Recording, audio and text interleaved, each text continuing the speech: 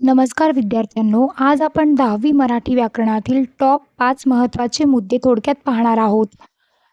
पहिला मुद्दा आहे वाक्यांचे प्रकार. अर्थानुसार वाक्यांचे 4 प्रकार पडतात: विधानार्थी, प्रश्नार्थी, आज्ञार्थी आणि उद्गारार्थी. उदाहरणार्थ, मी शाळेत जातो. विधानार्थी वाक्य, तू अभ्यास केला का? प्रश्नार्थी वाक्य, दार बंद कर. आज्ञार्थी वाक्य, किती सुंदर आहे. उद्गारार्थी वाक्य. दुसरा मुद्दा आहे काळ. क्रियापदाच्या वेळेनुसार काळ ठरतो. वर्तमान काळ, भूतकाळ आणि भविष्यकाळ. उदाहरणार्थ, मी खेळतो वर्तमान काळ, मी खेळलो भूतकाळ, मी खेळेन भविष्यकाळ. तिसरा महत्त्वाचा मुद्दा आहे उपमा अलंकार.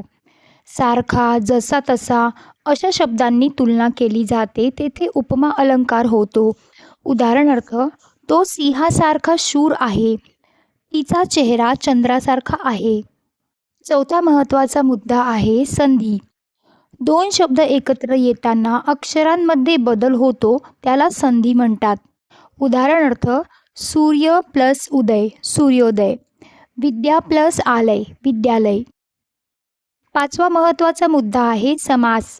दोन किंवा अधिक शब्द एकत्र येऊन तयार झालेला शब्द म्हणजे समास. उदाहरणार्थ, राजपुत्र, राजाचा पुत्र. ग्रामपंचायत, ग्रामाची पंचायत. विद्यार्थ्यांनो, व्याकरण हे अवघड नाही, फक्त नियमित सरावाची गरज आहे. हे महत्त्वाचे मुद्दे नीट समजून घेतले तर नक्कीच चांगले गुण मिळतील. स्वतःवर विश्वास ठेवा, आत्मविश्वासाने पेपर लिहा आणि नक्की यशस्वी व्हा.